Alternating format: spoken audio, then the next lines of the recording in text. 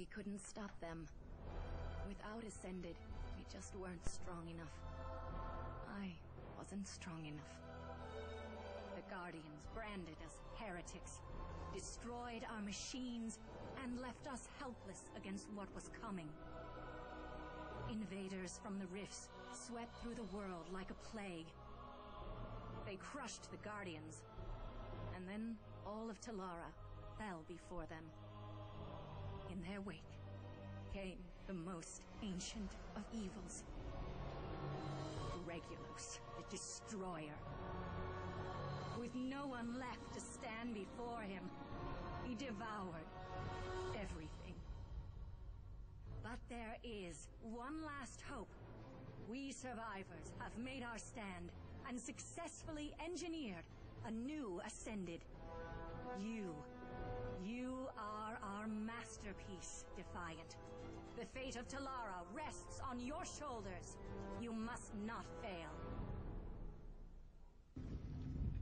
Hey everybody, what's up? Darnoc here for TGN Rift.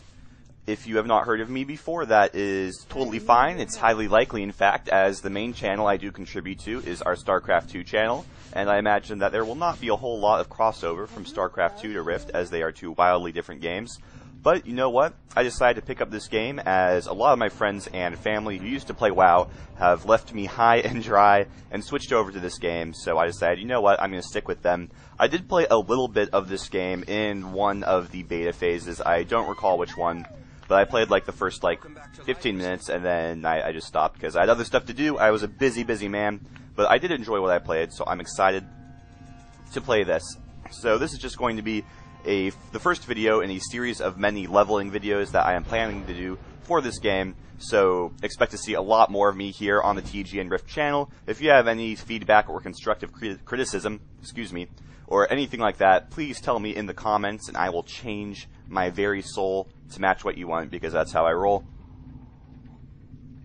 So you see, we're just going to be doing the first quest here. I did get the Riftblade soul because I went to the almighty powers of the internet and said, I'm going to play a warrior.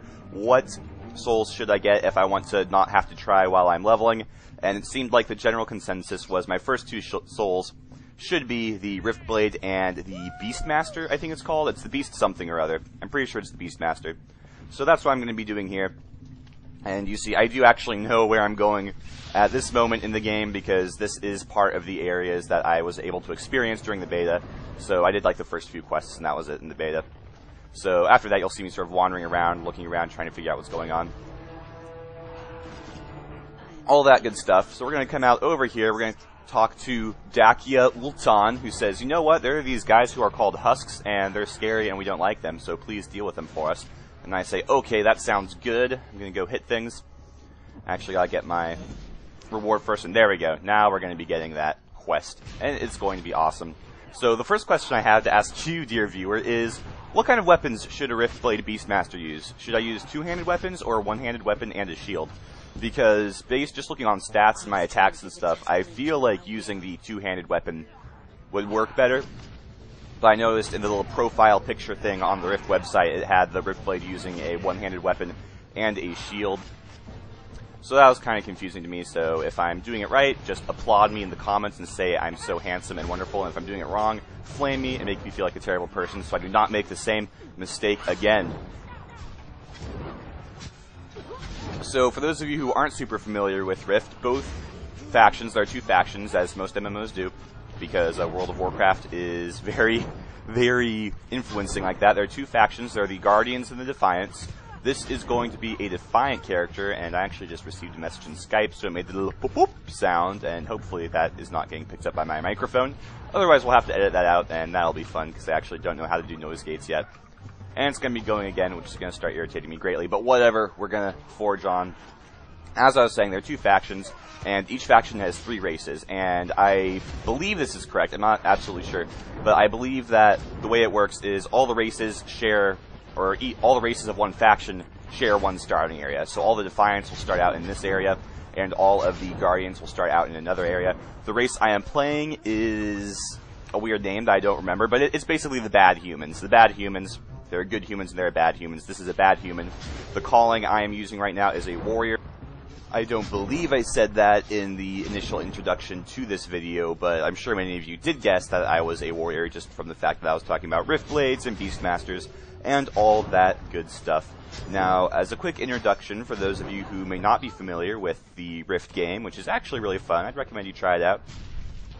Basically, the way the game works is there are 4 callings, which are your basic archetypical classes. You have the warrior, the cleric, the wizard or mage or something like that. And then finally you have the rogue or the assassin, the sneaky, stabby type character. And then past that, each character also has access to something like 8-ish souls. I'm actually not sure what the number is. I think it's around 8 though. And those basically allow you to further specialize your character. That's what gives you your talent trees, your specializations, things like that. So it's really cool. I'm not exactly sure what the mechanic for switching souls out is, but I know you can. Again, I haven't played very much.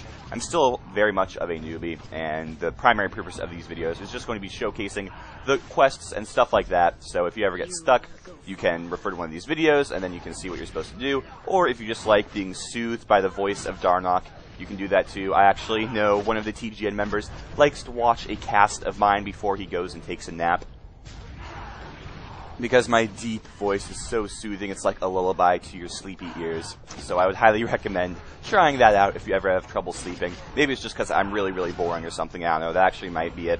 I'm just boring, so people listen to me to go to sleep. But you see up there, I was just doing my first talent specializations, and I really like how the talent trees work. I was actually talking with a relative of mine about this just this morning, actually. And it's really, really cool. You see, there we are. I forgot to click Save Changes because I'm a noob. But the way it works is there's a normal talent tree, like a la WoW is a great example. WoW, most of you are familiar with it, I'm sure. In fact, that you say, like, okay, I have all these options. I'm going to spend points into these talents, and that'll give me, like, new abilities or stronger abilities and stuff like that. But then you saw there was that area at the bottom of the talent tree, and those are called the roots of the tree, I believe. And basically, the more points you spend into that tree, the more root abilities you unlock, which are just more abilities for your class. So it's actually a really, really interesting concept. I really like it. And I really think that's the type of thinking a lot of MMO developers who want to compete with WoW, like Rift does. It's a fantasy MMO. It's going to have to compete with WoW. I think that's the right kind of thinking for these kind of developers. Because basically, the reason WoW is so popular is because it unabashedly steals from everything. If it sees a cool idea in another MMO, it is going to steal it instantly. But the reason they get away with that is because they're really, really good at polishing up that idea and making it the best it can be. So what you're going to have to do if you want to compete with WoW is you're going to have to pretty much steal lots of ideas from WoW, and then just tweak them, make them a little better, add more interesting facets to them, like the roots of the talent tree.